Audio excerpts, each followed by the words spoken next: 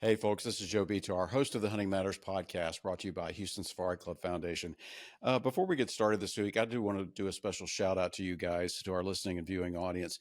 Our thoughts and prayers are with our friends in the Texas Hill Country this week who are dealing with the aftermath of the tragic floods that occurred over the 4th of July weekend. And I wanted to let everybody know that Houston Safari Club Foundation is going to be donating 100% of the proceeds for all new memberships in July to the Community Foundation of the Texas Hill Country's Flood Relief Fund. We've already launched it. We've got some really, really good responses and a lot of great donations. But if you sign up to become a member of the Houston Safari Club Foundation during the month of July, 100% of that money is going to go to this Flood Relief Fund. Also, just to let you guys know, Houston Safari Club Foundation is going to match any donations totaling up to $10,000 during the month of July, and any monies raised after that during the month of July are going to go to this flood relief fund. So go to our website at wehuntwegive.org, sign up to become a member, or click on any of the donate now buttons that are located at the bottom of all the web pages to make a donation. And we encourage you to do that to help all the folks out in the Texas Hill Country. They are, conservationists, hunters, outdoors people, and so we want to help those folks out. They really need our support at this time. So thank you very much, and I encourage you to go to wehuntwegive.org and help us help our friends in the Texas Hill Country. So thank you for that.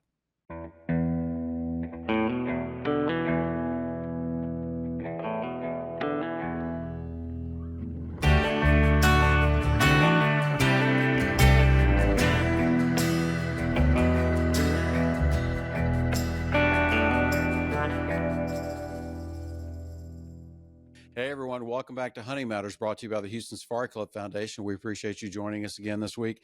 We are excited. We have Rich Cole, who's the founder of Cole Fine Guns and Gunsmithing, with us today. Rich, thank you so much for joining us.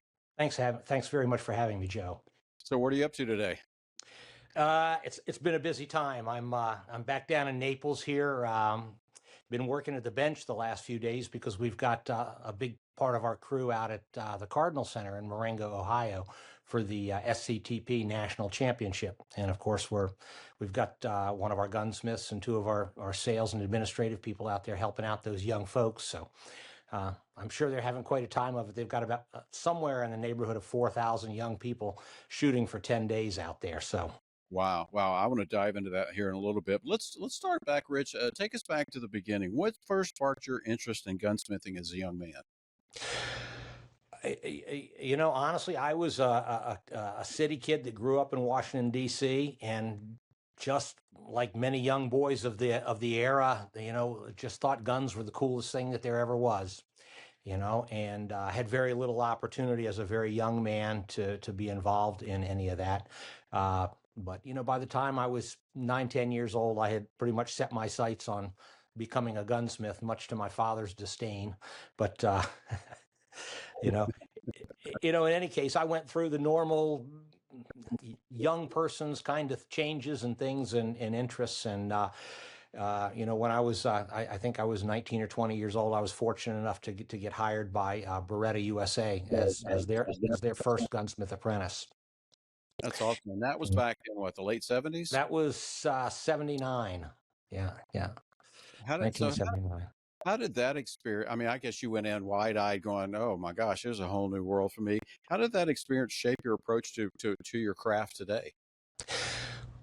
Well, that was really my real beginning. I had some knowledge, having grown up with a father who was very mechanically inclined, so I'd had quite a lot of experience in mechanical principles and things. But, when you talk about being wide-eyed, I'll never forget, going into Bob Bonaventure's office. He was the general manager at the time, and Beretta USA was very small.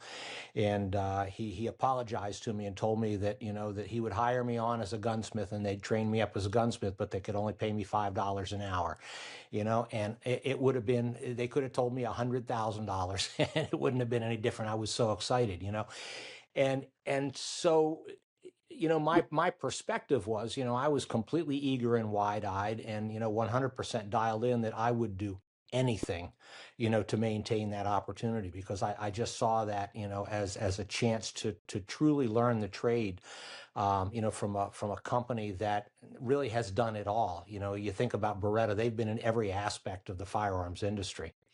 Yeah. So it was incredibly influential. And I mean, and today I still consider myself, my roots are Beretta, and that particular company and their product is continues to be my passion, although I have a great deal of respect for many of the other firearms manufacturers, large and small. Yeah. Now, when you were with Beretta, you worked with them in the U.S. and in Italy. Yeah, towards the end of my tenure, they sent me to Italy to learn some fine points of side lock barrel fitting, but it was for a shorter period of time. I actually spent a lot more time in Italy after I left Beretta than during my time at Beretta, and that was really wonderful because I was able to get to know some of the other manufacturers and work with some of the other manufacturers, and that really expanded my horizons a tremendous amount because my experience in terms of gunsmithing and firearms knowledge was based upon what I was taught at Beretta, and of course they were teaching me with the intent that I would be able to effectively service their product. Mm. Do they have a did they then and do they now have a pretty robust internship program? I mean, is this something that's been going on for a long time? Well, no, they actually don't. They never have had one. I mean, they've never had sort of the traditional European apprenticeship type of a program. And I was really the only person, and to my knowledge, I'm still probably the only person that was ever hired by Beretta USA with the intention that they were being brought in green and that they were going to invest in them and train them as a gunsmith. And I think that after sort of my tenure there, they really looked more towards the model to try and hire individuals that had a gunsmithing school degree, so that they had a little bit more experience, to get started. Because I think the company has realized that with gunsmiths, employee retention is very challenging.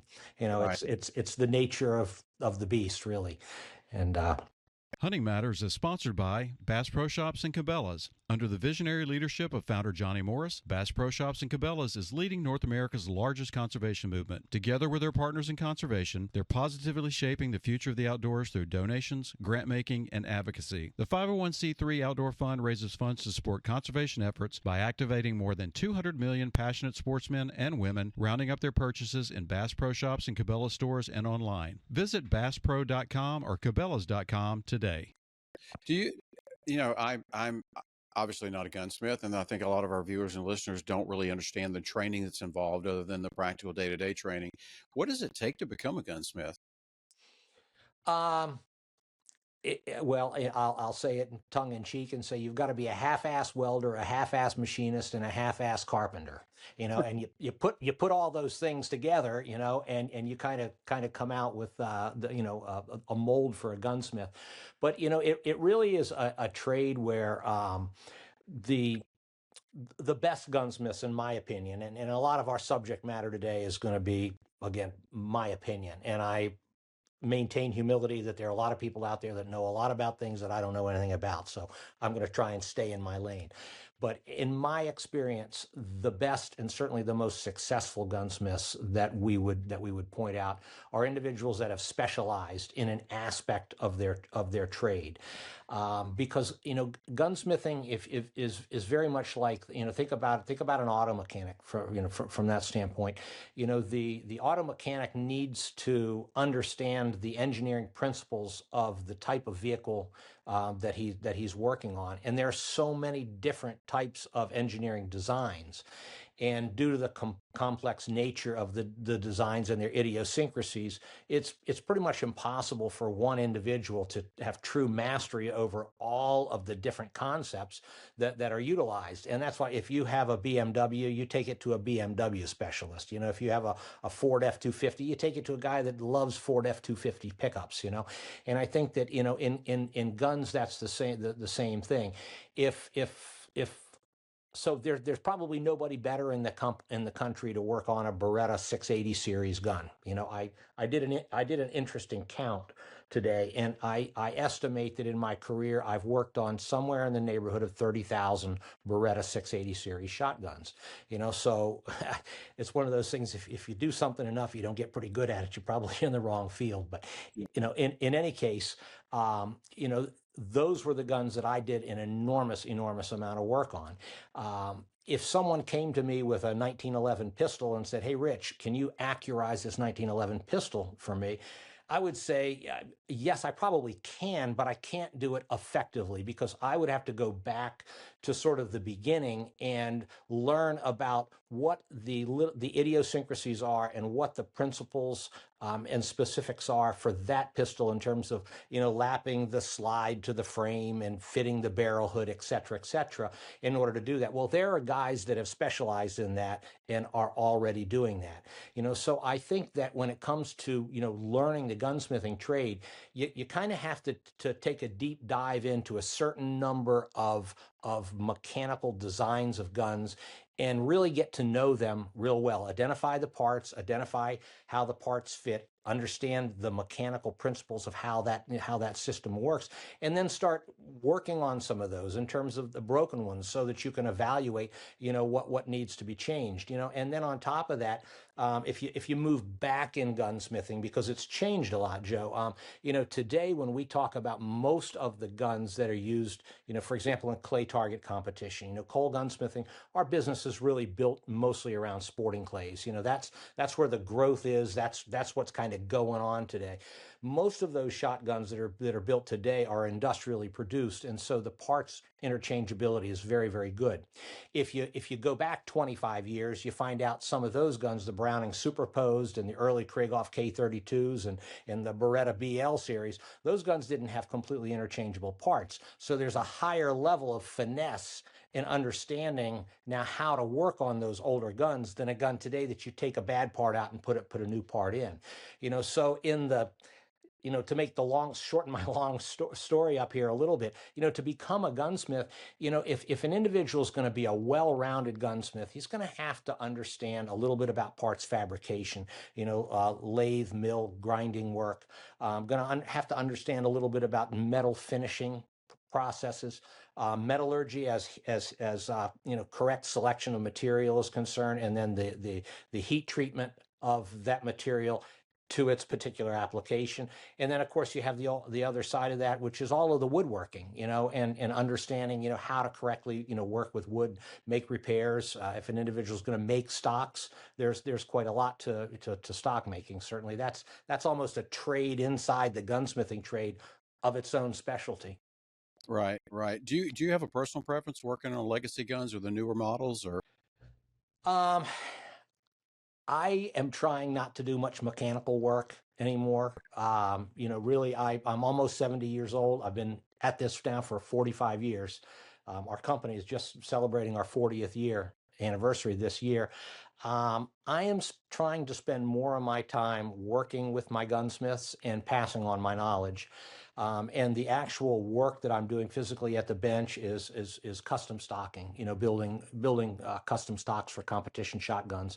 And I like to have one, maybe two jobs a week Yeah, is about as hard as I'm really able to push it, with just, the physical limitations. I mean, the young guys say, "Oh yeah, I'm yeah, going to live forever," right? But I think that I know certainly that, my eyesight and my hands, gunsmiths put a beating on their hands, their shoulders, their neck. It's just the our posture, the way that we work. When you spend that many years over the bench, it takes a toll after a while.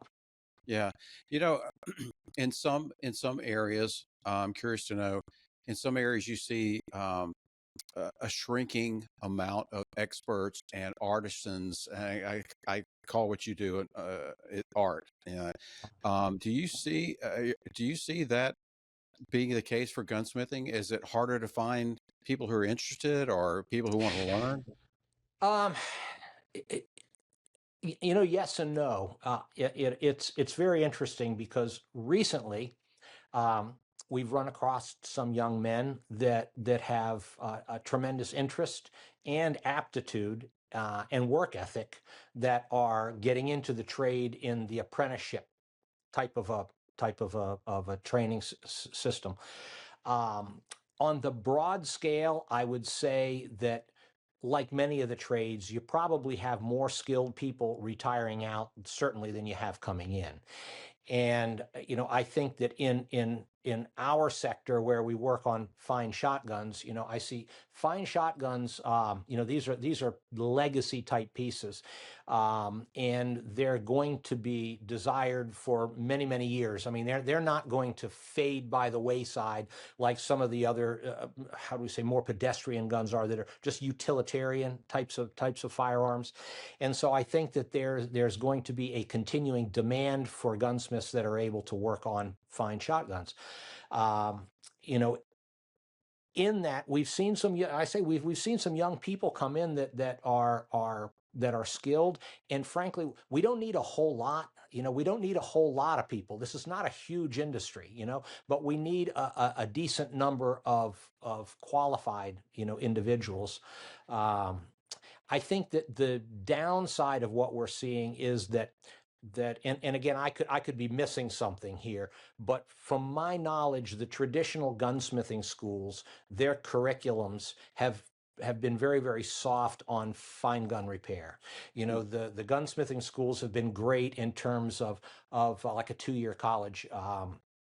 They bring the students in. They teach them some of the basic mechanical principles of firearms and ballistics, but the hands-on actual work has been a whole lot. It used to be with the 1911s and bolt-action rifles. The M98 Mauser was the classic gun that was rebarreled and worked on it. Guys learned a lot about the bolt-action rifle work, and that on it. And now it's a lot of it's ARs and Glocks and things like that, and that's, I mean, that's great to learn that stuff if that's where an interest is, but that's not going to give the gunsmith the skill set that they need to work on the majority of fine shotguns that you're going to see today in competition or hunting guns. And there may be some gunsmithing schools that are trying to pull a little bit of that curriculum in. I think it's a tough curriculum because it's hard to find guys that can teach it, and it's so diversified that it isn't really something that a school is going to pass on a wide breadth of knowledge in a 2-year course. Yeah, yeah, yeah. It sounds like you pointed out there's obviously some areas that the training and the education can work on. Capital Farm Credit understands that there's something about the outdoors that pulls you in. Could be the fresh air, the colors, the smells, the animals, the freedom. It's all just a part of who you are. And with our recreational land loans, you can purchase land for whatever outdoor pursuit you please. That way, the outdoors won't just be in your soul, it'll also be in your name. To learn more, visit capitalfarmcredit.com. Together, we're better. I'm kind of curious that was there a pivotal moment in your life when you decided I'm gonna have my own company? I'm gonna open fine guns and gunsmithing. Kind Yeah, of tell us a little yeah, bit yeah. about I mean, what. in 1985, I was very, very happy working for Beretta. Beretta was working on the M9 contract, which I think they got that awarded in 1986, and so it was very, very apparent, that Beretta was really going to take off. But I sort of saw myself in a situation that I would be one of the senior gunsmiths at Beretta forever. But that was going to be the sum of my career, as I would be a guy that's going to work on Beretta shotguns 5 days a week. And, that's what I was going to do. I didn't have any aspiration in terms of wanting to be involved in sales or anything like that. Gunsmith. I'm a gunsmith, Right. and so it was at that time that I realized that I would need to leave and start my own company so that I could diversify. And I tried to do that in a way that, I didn't burn any bridges at Beretta. And Beretta was very, very good to me. When I left, they continued to send a lot of non-warranty work. Some of the older guns, the S55 series of guns, those guns that were the over-under shotguns that preceded the venerable 680s. Those all had soft soldered side ribs and that. So they sent me a lot of rib relays and rust bluing and repairs for that. And I was doing a lot of machine work, doing rebarreling and things. I was doing rust bluing and bluing for other gun shops, sort of as a wholesale market myself to the trade, because I didn't have a pot to piss in or a window to throw it out of, I mean, Yeah. and everything that I earned bought a new tool or put a meal on the table, and, I worked a number of jobs that I don't even want to have to talk about while I tried to build this gunsmithing business, for a few years. But, it just sort of, it kind of grew a life of its own. Honestly, Joe, I mean, my life philosophy is just treat people the way you want to be treated, and if you try and do that in every aspect of your life, something's going to sort out, and things are going to be okay. Yeah. Yeah. So, talking about treating people the way they want to be treated, I kind of ties into my next question a little bit is your business is very much a family business. Yes, it is.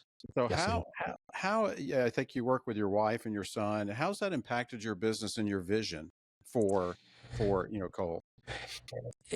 Yeah, I think that, I'm not a guy that's had a business plan.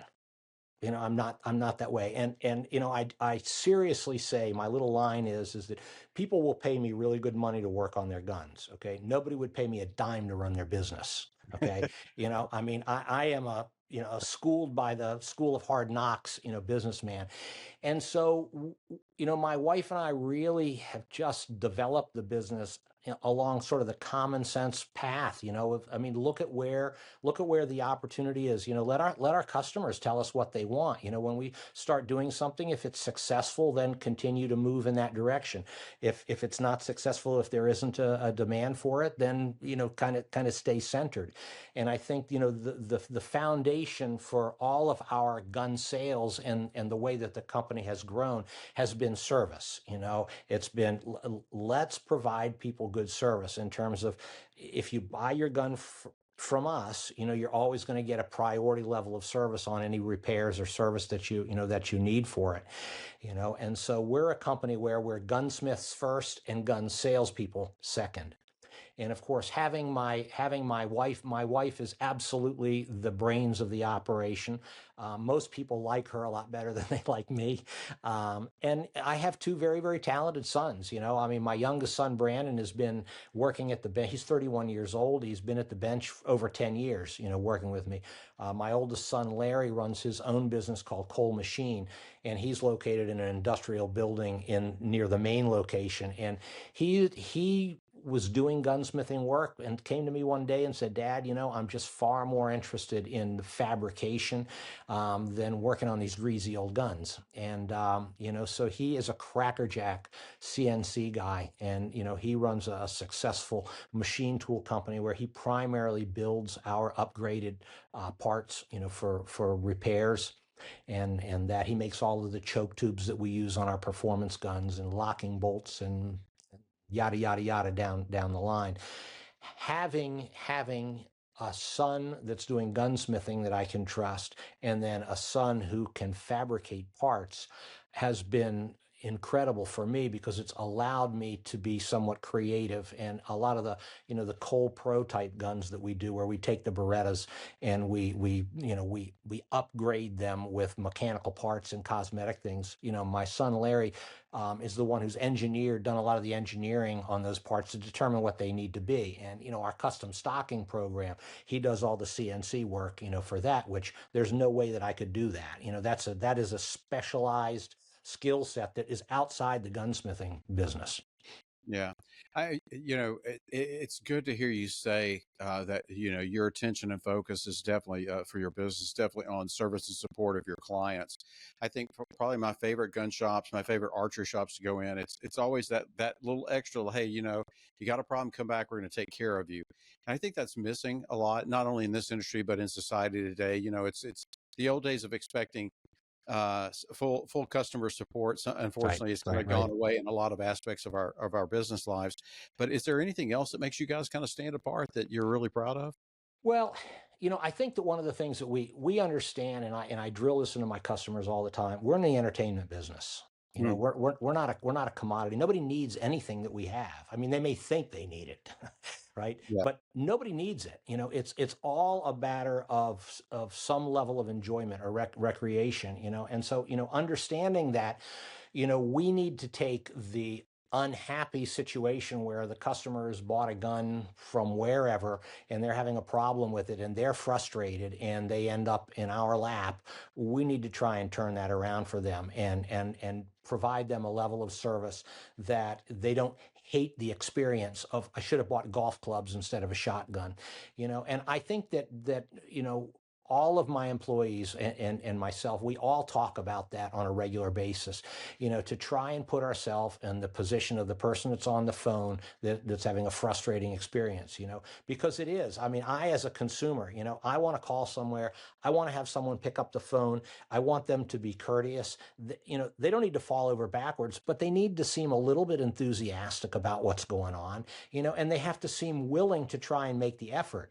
I think that, so much today, so much business is driven on price, price, price, price. And I don't dispute that works really well, because anytime you see a commercial for an automobile or something, it's always about best price, best price.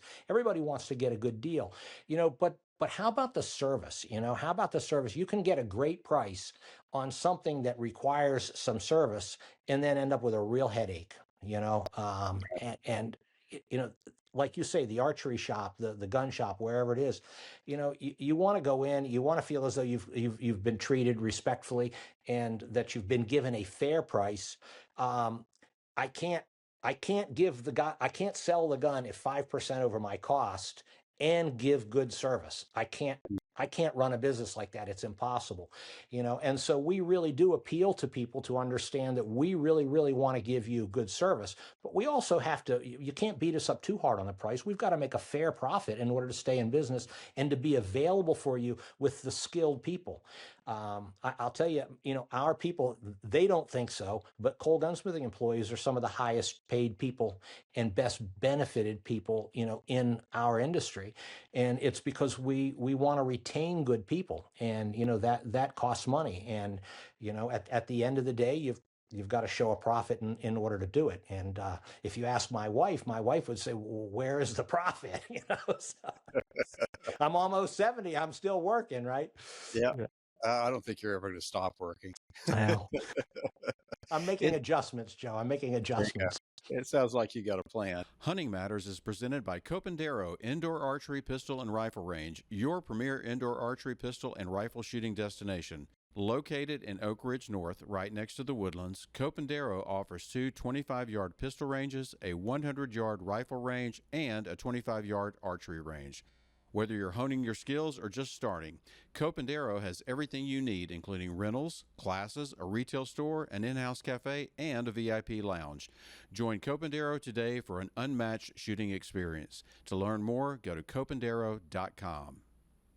When I was a kid, I grew up in Northeast Louisiana, mostly was a waterfowl hunter, a shotgunner.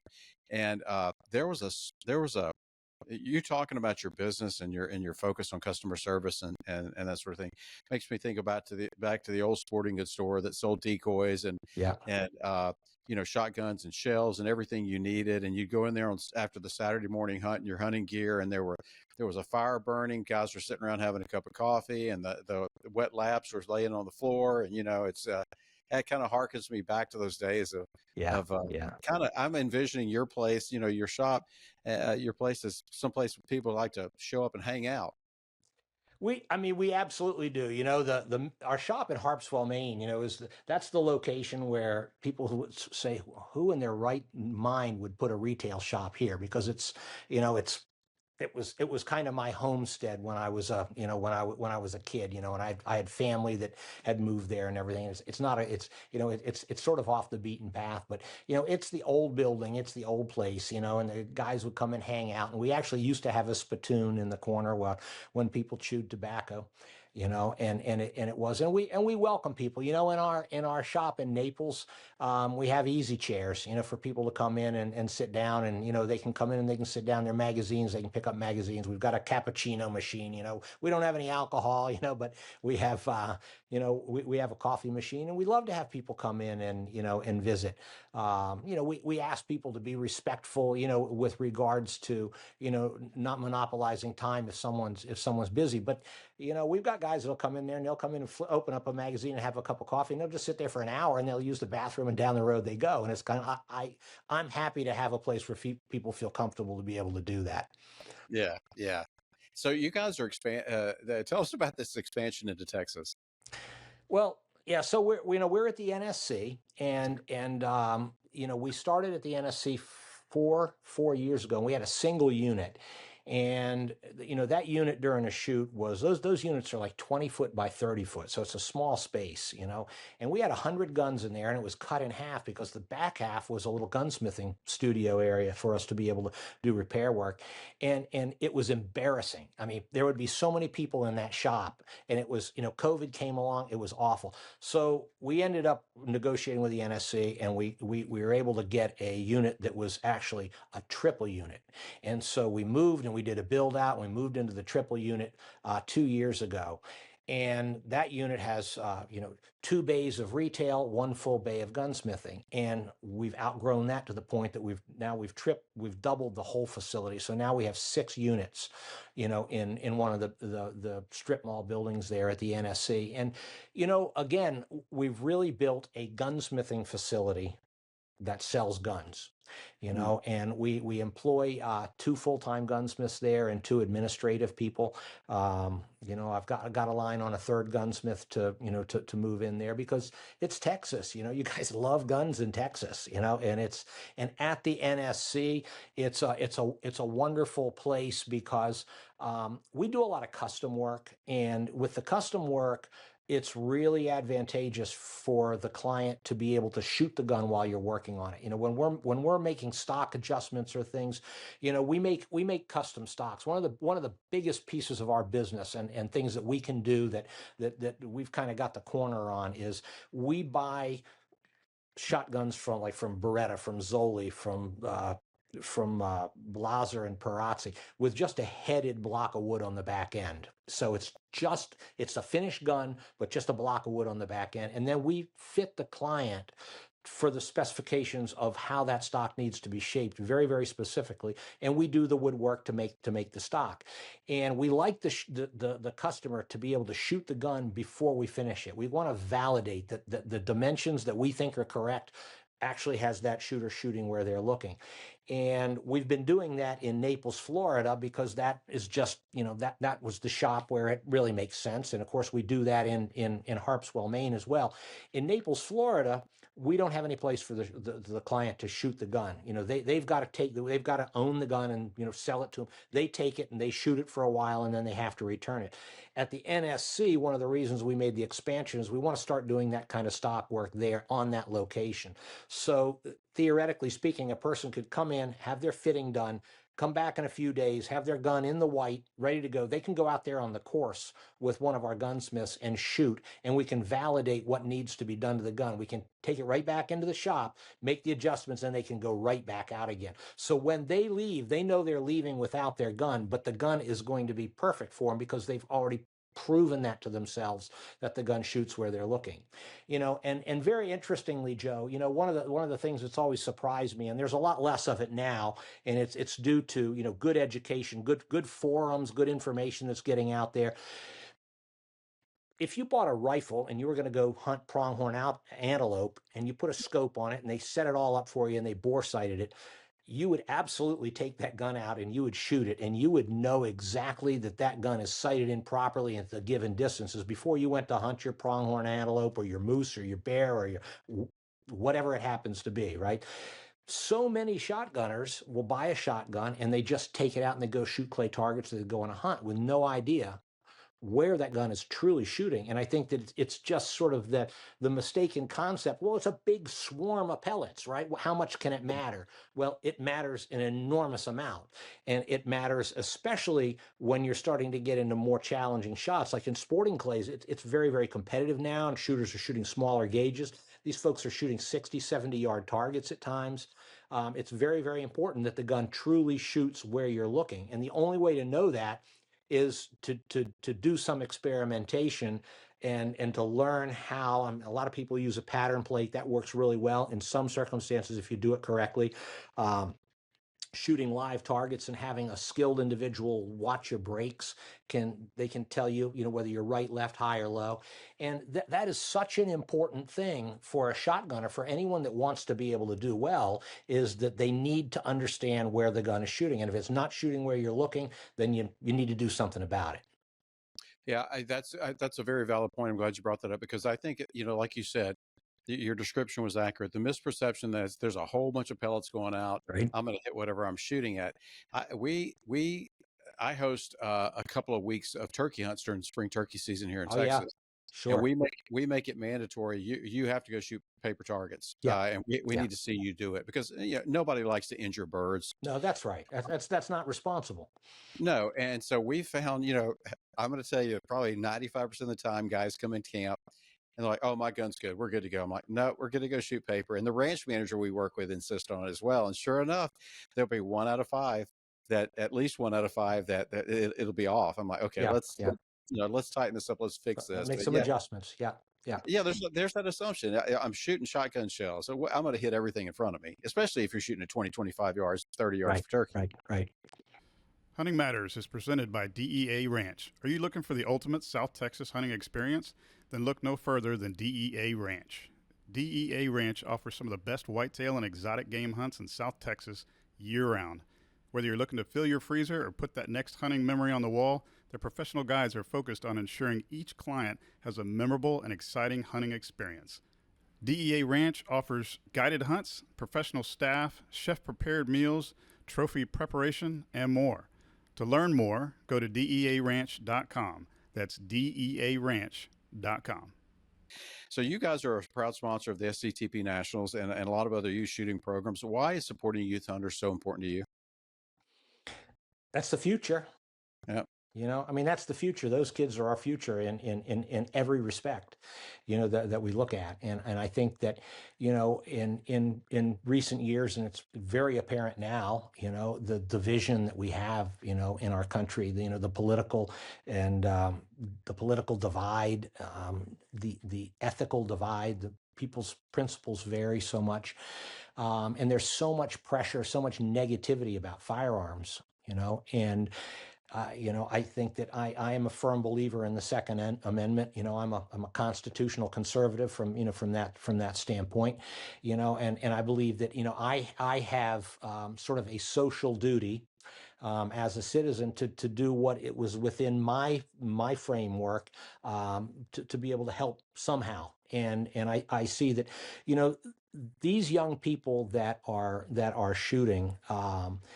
They're coming from families that are spending time with them, and the most fun shoots that I ever have are when I get to participate, in these youth shoots, because you see a whole group of young people that will look you in the eye and shake your hand. They say, "Yes, ma'am. Yes, sir." When you see them out and they're interacting in their groups, they're not all, just on their phones, texting each other. It's a good bunch of kids. And now, not that there aren't other good bunch of kids, but these are the ones that we're working with.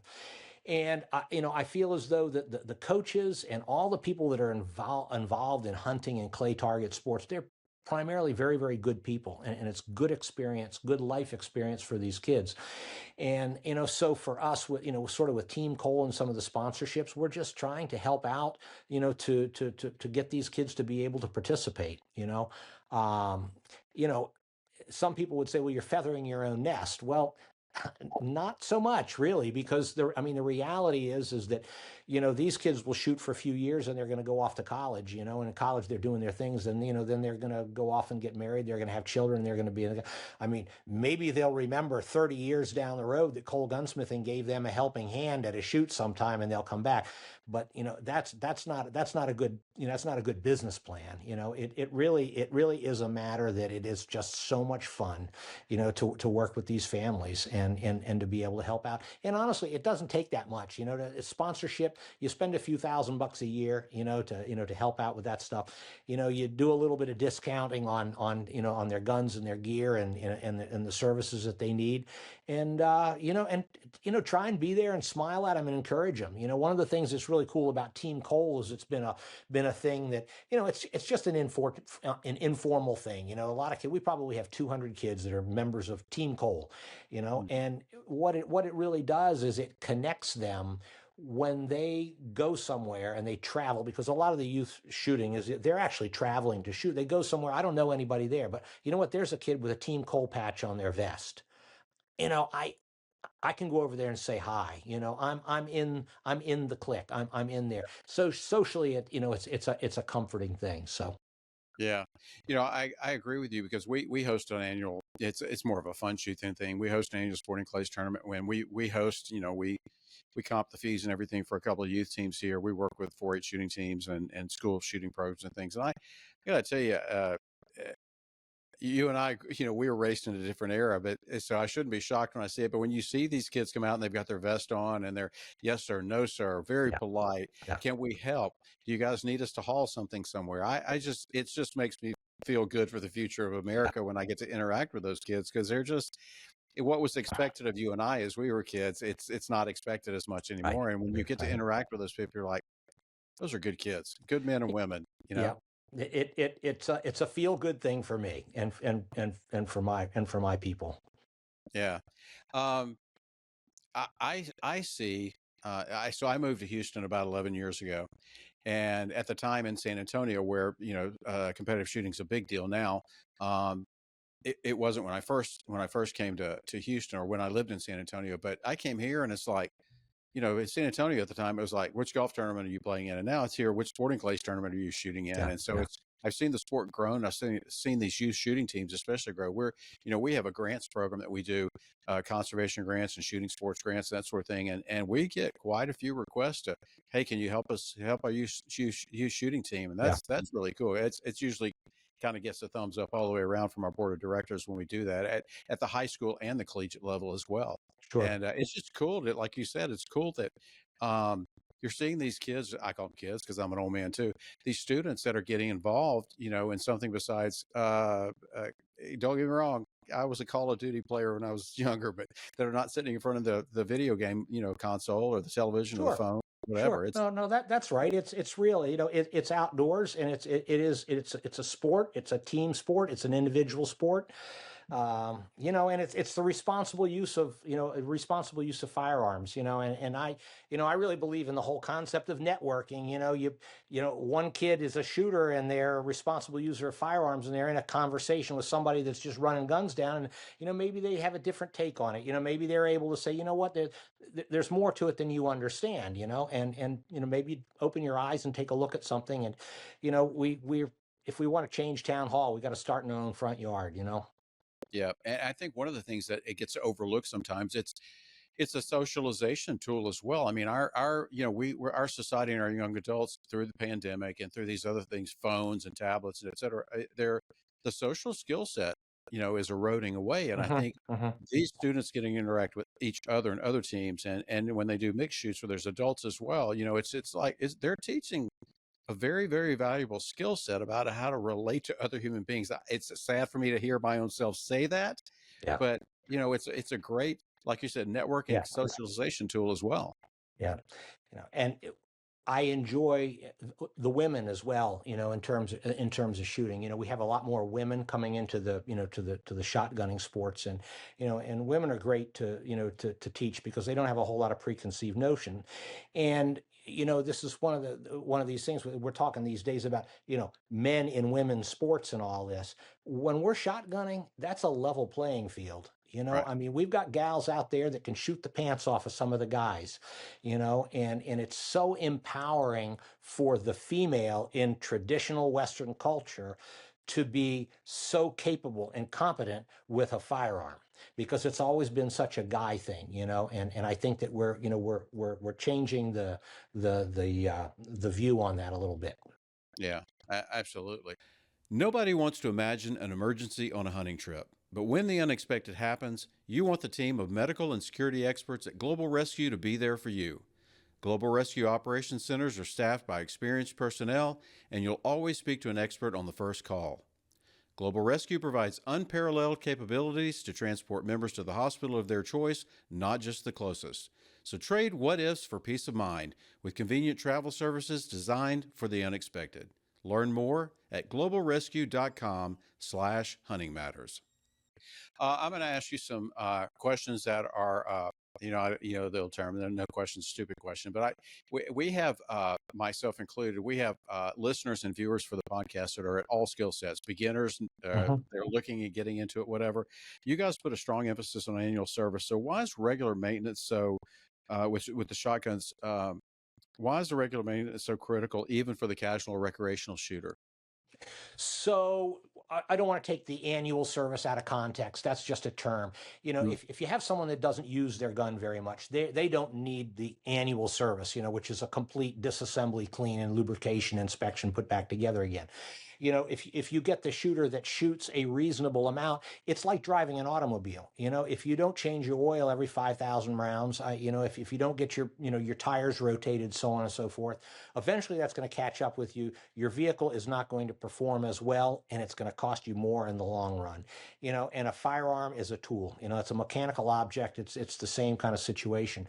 Oftentimes, we are able to find a potential problem before it rears its ugly head when we get these guns back in regular intervals. I figure, 10,000 rounds on an average gun. You take your Browning over-unders, your Beretta over-unders, the Razzinis, the Guarinis, around 10,000 rounds. 10,000 rounds, you probably ought to have somebody take a look at it and at least determine, do you need to do a deep dive in it and really clean it out? It has a lot to do with the ammunition that's being used. A lot of the ammunition today, the primers are of lower quality than we would like to see. The primers were pierced and they burn the nose of the firing pin, and they send all that priming gas back into the firing pin bore. And of course, that can cause corrosion. If nothing else, it gums things up and it damages the firing pins. But there are a host of things that can be avoided if the gun gets the service that it needs. Yeah. I know there's no standing rule for anything, but is there, there's an age old debate. I hear at a deer camp in my deer lease. Well, I clean my gun every time I hunt or every time I fire it. And the other guy's like, I'm not going to clean it. It's going to mess it up. Is No, there? you clean your gun. Yeah, Yeah. clean your gun. I mean, look, you wash your dishes, right? I mean, Yeah. come on. You think No, about clean your gun. Clean your gun. And okay, so clean your gun. What does that mean? We're not trying to spit shine it. This isn't. We're right. not. We're not polishing. This is not boot camp. We're not spit shining our shoes. But it's common sense. If you take an over-under shotgun, right? When you take the fore end off, you take the barrels off, and you look, you will see there's going to be a whole bunch of debris, down in the receiver where the barrels close down in there, and that debris is going to, dust blowing around in the wind and everything. That debris is going to be abrasive, and when you open and close, parts are moving. It's going to create wear. It's going to end up creating problems. So the idea isn't you don't need to go over the whole thing with a tooth, with a Q-tip and a toothbrush, but wipe your gun off. Clean it out. Take the choke tubes out of a shotgun. Clean the outside of the choke tubes off. Take something that you can get, a brush, a toothbrush or something, and clean the choke tube seat out. One of the worst problems that we see today is because most guns have choke tubes, is we see the barrels bulged at the chokes, because what has happened is the chokes have become dirty. Sometimes they'll loosen up a little bit, and then the shooter tightens them back in, and it deforms the choke into the bore a little bit, and then the following shots will damage that. And unfortunately, that's a very expensive problem. Usually it means a new set of barrels. If the shooter is just a little bit cognizant of cleaning the gun from time to time, the chances are they're going to prevent a tremendous amount of wear and what will result in problems for them down the road. Is that one of the most common occurrences that you see? One of the most common issues that lead to that's one of the common bad issues. Yeah, is people ruining their barrels by with choke tube problems, and it's always a matter that the choke is loosened up a little bit, some debris is built up, and then it's tightened back down, and it it deflects it. If you remove them periodically and clean them off, clean them out, put them back in, you really don't have that problem. Semi-automatic shotguns, a lot of people don't like to have to take them apart. They can be frustrating to take them apart and then get them back together again.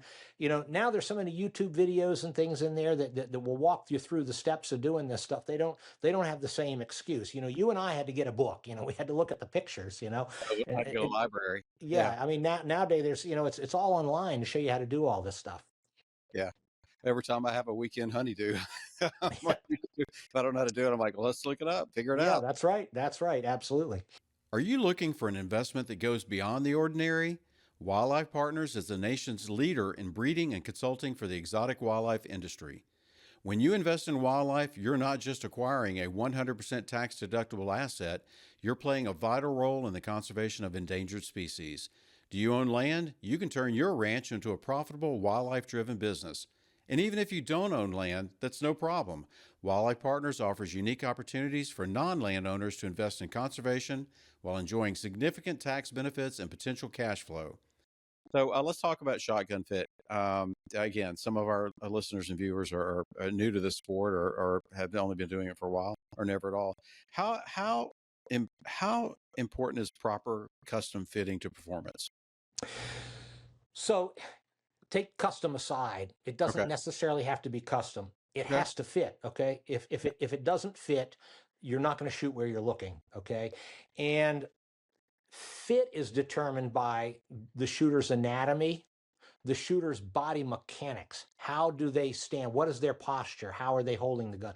And then, of course, the actual measured dimensions of the shotgun. So it's anatomy, the body mechanics, and then the shotgun itself.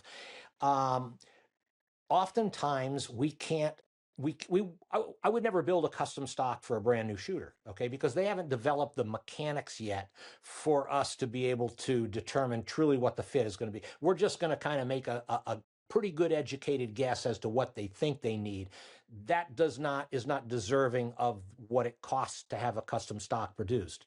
So typically speaking, our philosophy is, for example, new shooter comes into our shop. One of our salespeople, who's relatively skilled and understands, gun fit, is gonna work with this individual, try and figure out what are they doing with the gun.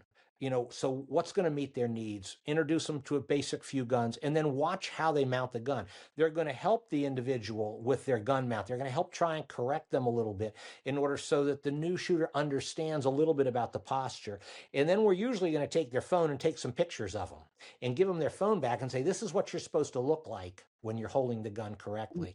And at that point, we're going to say, if the stock is too long, if it's too short, if it's too high, if it's too low, by a substantial amount, we're going to suggest that we modify whatever the gun is that they're purchasing or that they actually already own. My idea for new shooters is spend the least amount of money to get into the sport. Spend your money on a few lessons, targets, and cartridges. If you love the sport, if you're into it, come back and see a professional about a higher quality gun, then it may end up being a custom made stock, or it may be a gun off the shelf that just needs, again, a little bit of a modification. But don't spend the big money until you're really ready to spend the big money, if that is your desire. Yeah, that's great advice. I got 3 boys of my own, and luckily they were all 4 years apart, so there were a lot of hand-me-downs A and lot of clothes. hand-me-downs. Yeah, and clothes like that. The younger ones didn't like it, of course, but I can't imagine the challenge or is there a challenge when you have a young person who is coming up, from that prepubescent up to high school level and changes in their body size and mechanics? I mean, how challenging is that so let's say I have a kid that I'm bringing up through the ranks. I mean, every time you turn around, they're growing another inch or two. Yeah, it's difficult. It's expensive. It's difficult and it's expensive because, there's no one gun that fits everything. We for particularly the clay target shooters, if the parent feels as though the young shooter is going to be somewhat serious about it, we have a system called a TSK system, which is made in Italy, that we have, and it is a modular type of a stock that has all kinds of adjustments. And it can start out with a very short length of pull, and you can increase it the shooter themselves can increase it very, very easily, and the comb adjusts, and there are a lot of other adjustments on it. And what, when we get the shooters that we know that this isn't just an occasional now and then, but they need a stock that they can really work with, because this young person is going to be involved at some competitive level. We usually will put them into a TSK kind of a system. But I mean, otherwise it's difficult. And my advice always to parents is that don't try and save money at the expense of your child's success and comfort. Okay, because if you say, well, it's a little bit too long for them right now, but they're going to grow into it. Guess what? It's going to hurt the youngster. Yeah. And when it hurts the youngster, it's not fun. And even if they tough it out, they're going to develop a flinch, which is a whole nother thing that you got to try and work through then. And, it's like, get the gun, fit it to where they're at right now, and then when they grow a little bit more, lengthen it out, lengthen it out. Generally speaking, the issue is the length of pull. It's the length of the stock. If we want to get a little deeper into it, we have to be concerned about the grip length, because if you take an adult size shotgun and you just simply cut the stock off to make it shorter, the grip is too far back. And so what that young shooter does is they reach their hand up on the grip, they choke up on it, and their elbow comes way up in the air in order for them to get to the trigger, and that's an incorrect posture. And again, there's another problem. But we try and take these things one person at a time. Look, what are they doing? What can we, if they've got a gun, can we make it work for them? And again, one of the other things is that I tell dads, moms and dads, don't get your kids started too young. Give them a chance. Give them a chance to be a spectator or a little bit. Let them play soccer, or wiffle ball, or dance class, or whatever. They want to get them started 7, 8 years old. The recoil is too hard on them. They haven't developed the upper body strength to be able to manage the gun. And there just isn't any gun that is suitable for a really, really young child like that. If they're bigger, you get them 8, 9, 10 years old now, you can get them into a 28 gauge gun. 410 gauge, people say, well, how about a 410? 410 is the expert's gauge. Really? In my opinion, you don't ever start anyone with a 410. You just start frustration with a 410. They've only got a half of an ounce of shot. That is the expert's gauge. The dyed in the wool quail shooters, that are really, really good. Those are the folks that shoot the 410s. Yeah.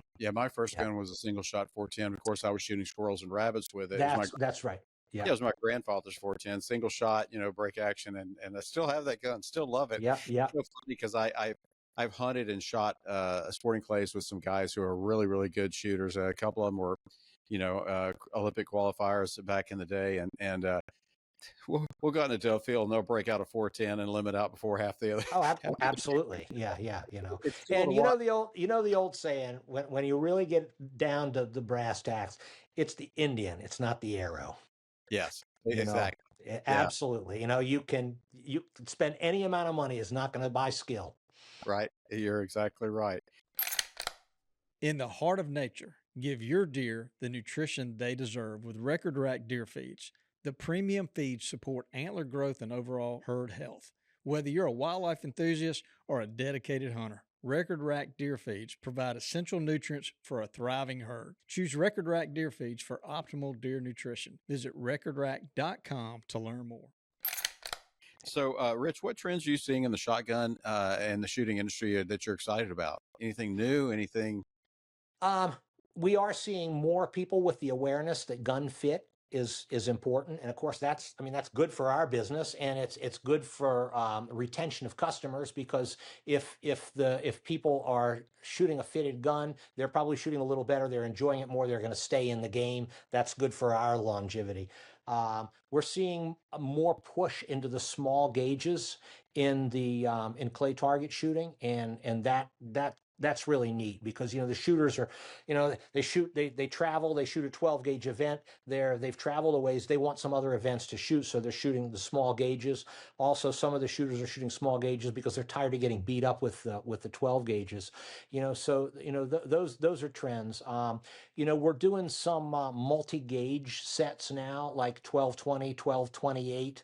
where you're taking a 12 gauge frame and putting small gauge barrels on it so that the individual can shoot in clay target competition. It's nice to have the same weight and balance. Briley there in Houston, they make the sub gauge tube sets, that the skeet shooters use. Same kind of concept, but doing it, with an additional barrel.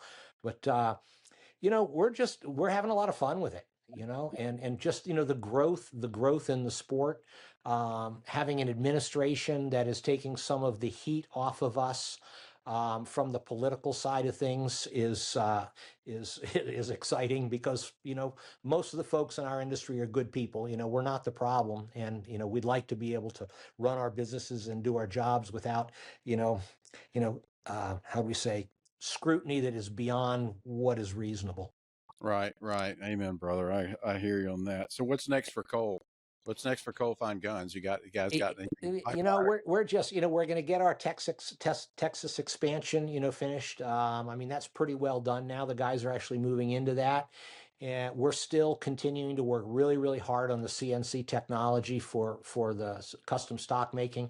All of our custom stocks that we make, all the inletting is done by CNC. It's not done by hand and by that. It's done on factory models, so that it's perfect. That's really important to us from an integrity and a duplicity, duplication standpoint's concerned. So, we're working on our custom stocking program, and, continuing to train our guys. I think it's exciting. We're on a pretty decent roll. The tariff situation with Mr. Trump and all this, that's, we're kind of hoping that, that our consumers don't get, tariffs on. That's not going to help our industry at all, but, it is what it is. Yeah. We just put Well, one foot in front of the other. can't have everything all at once. No, So you can't get it all. yeah, I think a lot better than we were this time last year. Yeah, absolutely. Absolutely, Joe. The Houston Safari Club Foundation is a 501c3 nonprofit organization that supports the future of hunting and conservation. Wildlife and habitat conservation, youth education and outdoor experiences, scholarships, and anti-poaching efforts are just a few of the programs supported by this organization.